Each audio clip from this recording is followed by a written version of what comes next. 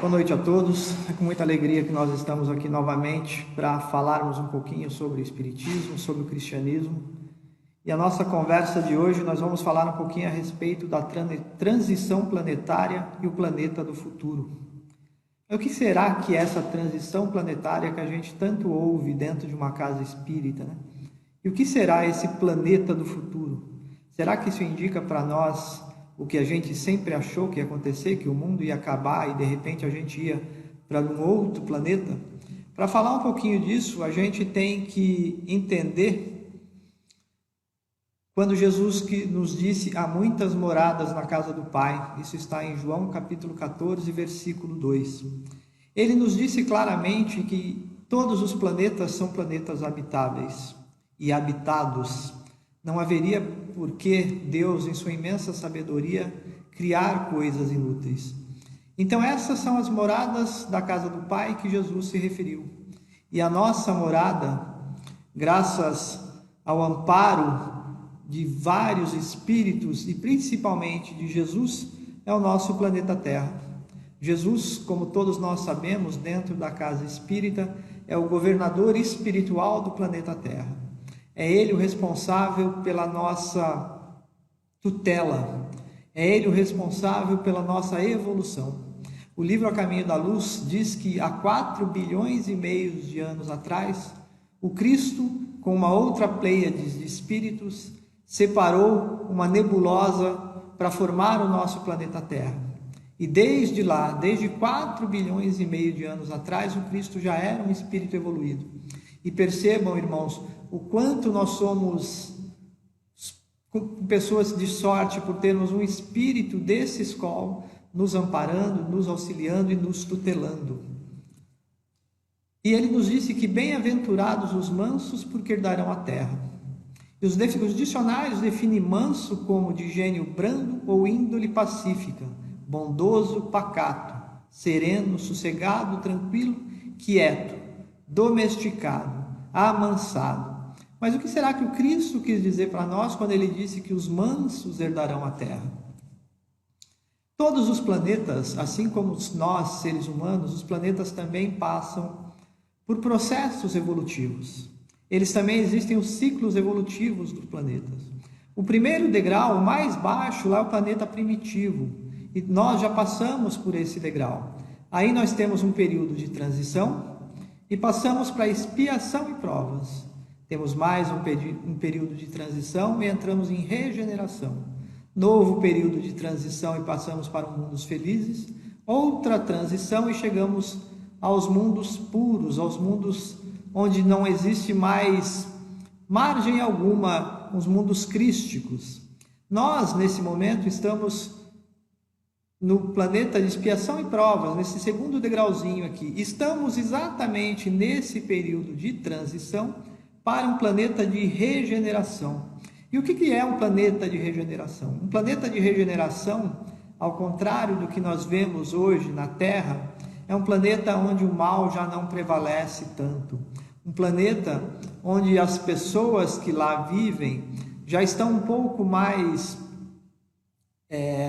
desapegadas da matéria, já se encontram um pouco mais evoluídas. Um planeta onde não há tanto mal, não há tanta doença. E é esse planeta que nos espera. E todos nós, por bem ou por mal, chegaremos a esse planeta de regeneração. Na verdade, isso vai depender do tempo, e o tempo é nosso. Então, quando Jesus nos disse que os mansos herdarão a terra, ele nos disse o seguinte: quem herdará esse planeta de regeneração? Quem vai estar apto para morar nesse planeta de regeneração? E ele mesmo já nos deu a resposta: os mansos, aqueles que não querem mais viver em contendas, aqueles que não suportam mais viver em brigas. E nesse momento nós estamos passando por essa transição. Tem um livro muito importante da codificação de Kardec, que muito pouca gente lê, que é o livro Obras Póstumas.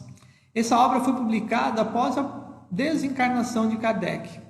E ele apresenta importantes registros deixados por Allan Kardec acerca de pontos doutrinários e fundamentação do Espiritismo.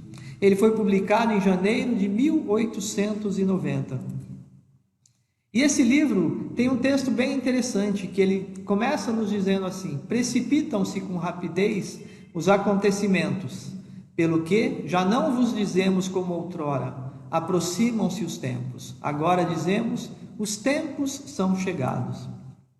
E durante muito tempo, quando a gente ouviu falar dessa transformação, a gente sempre procurou, a gente sempre achou que a gente ia ver cataclismos, a gente achou que ia ter desastres naturais, a gente achava que os sinais dos tempos seriam os terremotos, os maremotos, os tsunamis, os tufões, os furacões. Porém, o livro Obras Póstumas nos diz o seguinte: olhai em torno de vós, entre os homens, aí é que descobrirei os sinais. Então, esse livro vem nos mostrando que até agora nós procuramos os sinais nos lugares errados. E ele continua no texto, dizendo assim: não sentis que como um vento sopra sobre a terra e agita todos os espíritos? O mundo se acha na expectativa, e como que presa de um vago pressentimento de que a tempestade se aproxima. É muito interessante esse parágrafo, porque todos nós temos uma certa sensação de que algo vai acontecer. Todos nós nos sentimos meio que um tanto ansiosos, sem saber direito o que vai acontecer, mas sabemos que algo vai acontecer. E isso, lá no livro Obras Póstumas, já nos foi dito. E ele continua nos dizendo assim: o que se prepara não é, pois, o fim do mundo material, mas o fim do mundo moral. É o velho mundo, o mundo dos preconceitos, do orgulho, do egoísmo e do fanatismo que se esboroa. Cada dia leva consigo alguns destroços. Tudo dele acabará com a geração que se vai, e a geração nova erguerá um novo edifício, que as gerações seguintes consolidarão e completarão. Olha que interessante esse texto, né? Então, quando a gente está procurando sinais através do fim do mundo material, nós estamos olhando para o lugar errado. É o mundo moral que vai mudar. E o que é interessante nós prestarmos atenção nesse parágrafo, porque ele nos diz o seguinte: o mundo dos preconceitos, o mundo do orgulho, do egoísmo e do fanatismo. Então, se nós ainda nos encaixamos em algumas dessas características, se nós ainda somos preconceituosos, se nós somos orgulhosos, se nós somos egoístas e fanáticos, esse mundo que se prepara não vai ser possível para que nós habitemos nele. Por quê? Porque já são valores que não condizem mais com o planeta de regeneração. E vamos ver o que o texto continua nos dizendo. De mundo de expiação, a terra se mudará um dia em um mundo ditoso, e habitá-lo será uma recompensa em vez de ser uma punição. O reinado do bem sucederá ao reinado do mal. Para que na terra sejam felizes os homens, preciso se faz que somente a povoem espíritos bons, encarnados e desencarnados, que unicamente ao bem aspirem. Então, às vezes, a gente está se sentindo nesse momento cansado, a gente está se sentindo angustiado muitas vezes, mas nós temos que perseguir o caminho do bem, porque viver nesse planeta de regeneração será uma recompensa. O reinado do bem sucederá ao reinado do mal. E aí a gente fica imaginando como será que vai ser quando nós morarmos num planeta assim. Como será que vai ser morarmos num planeta onde as doenças não existirão da mesma maneira que existem aqui? Onde o mal não existirá da mesma maneira? Onde todos serão regidos pelo amor? Já pensou que bênção a gente poder estar vivendo num planeta desse? Então, nós, nesse momento, precisamos nos preparar para viver nesse planeta. E já nos foi dito o que nós precisamos. Precisamos ser mansos. E aí o texto continua nos dizendo: como já chegou esse tempo, uma grande emigração nesse momento se opera entre os que a habitam. Os que praticam o mal pelo mal, alheios ao sentimento do bem, dela se verão excluídos, porque lhe acarretariam novamente perturbações e confusões que constituiriam obstáculo ao progresso. Esse tempo é agora, gente. Não é mais que a gente vai viver isso no futuro, isso já está acontecendo. Muitos espíritos estão tendo nesse momento as últimas oportunidades de habitarem inclusive a Terra. Por quê? Porque não vai ser mais possível. O campo elétrico deles não vai ser compatível com o novo mundo que vai chegar até nós. Então, quem faz o mal pelo mal vão ser excluídos, e já estão sendo excluídos. O livro Transição Planetária, de Divaldo Pereira Franco, ele nos diz que já existem vários trabalhos no plano espiritual, tirando esses espíritos que só praticam o mal, para que a própria atmosfera do planeta fique um pouco mais leve. E ele continua assim: irão espiar o seu endurecimento em mundos inferiores, aos quais levarão os conhecimentos que adquiriram, tendo por missão fazê-los adiantar-se. Substituí-los-ão na terra espíritos melhores, que farão reinem entre si a justiça, a paz e a fraternidade. E aqui fica claro o amor de Deus por cada um dos seus filhos. Esses irmãos nossos que não poderão habitar a terra, não serão levados ou não serão jogados no inferno eterno. Eles vão também espiar o seu endurecimento em mundos inferiores, mas lá também eles terão oportunidade de progresso, inclusive auxiliando aqueles que lá estão. Quem leu o livro Exilados de Capela sabe que esse processo aconteceu no planeta de Capela, e eles, os espíritos que não podiam naquele momento seguir para a evolução do planeta, foram trazidos para a Terra, e aqui trouxeram conhecimento, trouxeram ciências, e muitos deles, a maioria deles inclusive, já pôde progredir e voltou para a Capela porque já estavam melhores moralmente.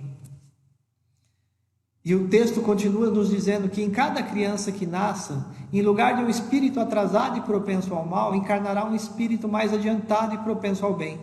Trata-se, portanto, muito menos de uma nova geração corporal do que uma nova geração de espíritos. Esse texto, mesmo quem não leu, pode enxergar isso em cada criança que conhece.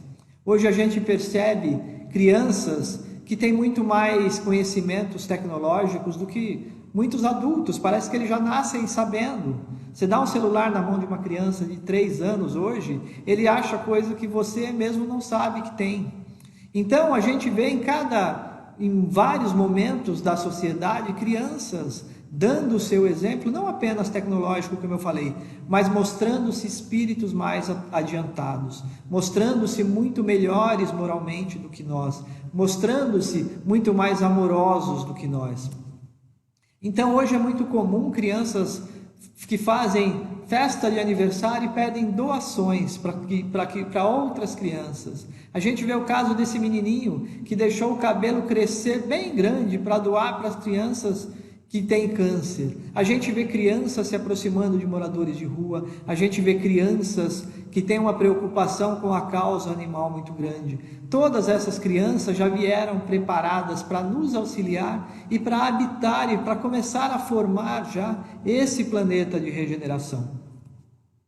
E como esquecer esse exemplo, da Greta Thunberg, essa menina sueca que tem mexido com o mundo inteiro com a preocupação com o clima. Enquanto muitos de nós adultos achamos que nada podemos fazer, ela todas as sextas-feiras pegava um cartaz, ela faltava na escola, pegava um cartaz e ia fazer o seu ativismo pelo ambiente, pelo meio ambiente. E hoje ela até fez discurso na ONU. Então todos nós estamos vendo o tempo inteiro crianças novas, E o texto continua nos dizendo assim: a época atual é a de transição. Os elementos das duas gerações se confundem. Colocados no ponto intermédio, assistis a partida de uma e a chegada de outra. E cada uma já assinala no mundo pelos caracteres que lhes são próprios. As duas gerações que sucedem uma à outra têm ideias e modos de ver inteiramente dispostos. Por isso é que quando tem dia que a gente tem a sensação de que está perdido no mundo, porque a gente vê o mal muito acentuado e a gente também vê o bem muito acentuado em outros pontos. E a gente não consegue entender muito bem em que momento nós estamos. Mas como é dito aqui, a gente está numa época de transição. E essas duas gerações se confundem. Pela natureza das disposições morais, porém, sobretudo pelas disposições intuitivas e inatas, torna-se fácil distinguir a qual das duas pertence cada indivíduo. E é isso que nós podemos observar claramente no nosso planeta, no nosso país. A gente consegue perceber claramente pessoas muito boas, pessoas que as suas disposições morais mostram sempre uma boa vontade, sempre amor pelo próximo, e a gente também nota pessoas que parece que fazem o mal pelo mal, pessoas que a gente tem a sensação de que são piores do que bichos, porque nesse momento de transição, isso é comum que aconteça. Então a gente pega momentos onde a gente tem muita violência, tem preconceito, tem homofobia, tem preconceito religioso, e ao mesmo tempo a gente tem um monte de pessoas fazendo bem. A gente tem pessoas que tiram o chinelo do seu pé para dar para aquele que está em dificuldade. A gente vê pessoas que saem das suas casas, pintam seus rostos de palhaço e vão para os hospitais auxiliar aqueles nossos irmãos que estão passando por dificuldades naquele momento. E a gente nota aqui nessa última figura, muitas pessoas se mobilizaram quando todo aquele petróleo começou a infectar todas as praias brasileiras, o tanto de pessoa que se preocupou. Então, isso é o que nós estamos vivendo nesse momento de transição, onde essas duas atitudes se confundem. Mas aí, a gente sempre fica naquela dúvida, né? Como saber em que estágio dessa mudança nós estamos? Será que nós estamos no começo dessa transição? Será que nós estamos no meio dessa transição? Ou será que ainda já estamos no fim? A gente sempre tem essa dúvida. E o próprio livro Obras Póstumas vem nos dar um sinal muito claro. Ele diz assim: e como se não se operasse com bastante rapidez a destruição, os suicídios se multiplicarão em proporções inauditas, até entre as crianças. A loucura jamais terá atingido tão grande quantidade de homens, que antes mesmo de morrerem estarão riscados do número dos vivos. São esses os verdadeiros sinais dos tempos. Então, é muito interessante quando ele diz isso, né? Ele fala de suicídio, a gente acompanha notícias de suicídio todos os dias.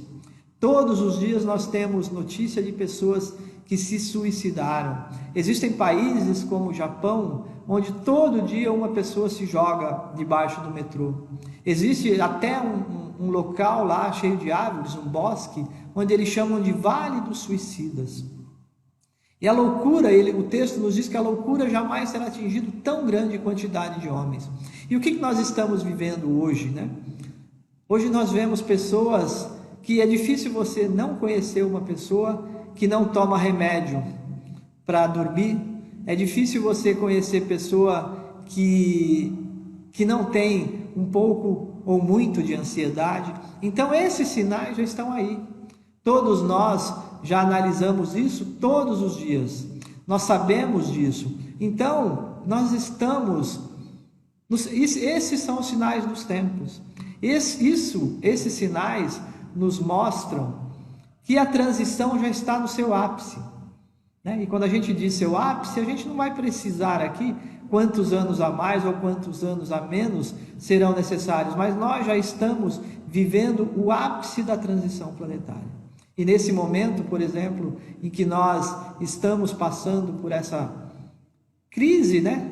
essa pandemia do coronavírus, muito disso está sendo acentuado. Muita gente está ficando aflita, muita gente está perdendo a paz, mas não é momento para isso. Esse é o momento de nos mantermos serenos, nos mantermos firmes no propósito e termos sempre a certeza de que tudo está no caminho certo. Nós não podemos jamais imaginar que estamos nessa nau e que nessa nau não tem um timoneiro. Como a gente viu lá no início, nós temos o melhor dos timoneiros.